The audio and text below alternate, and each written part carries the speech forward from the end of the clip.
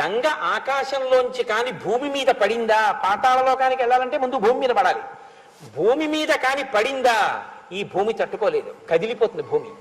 కాబట్టి భూమి యొక్క స్వరూపం పాడవకూడదు. కాబట్టి గంగని ఆకాశంలోంచి భూమి మీద పడు అని చెప్పడం కుదరదు. కానీ నేను నీకు ఒక మార్గం చెప్తాను.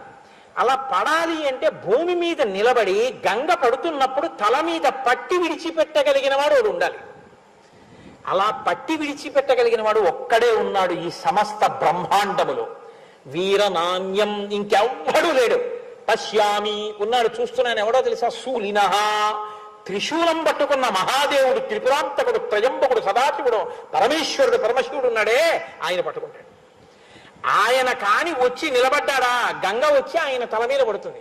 ఆయన తల మీద పడితే ఆయన తట్టుకోగలడు, భూమి కూడా తట్టుకోగలదు. ఆయన తల నుంచి కింద పడుతుంది.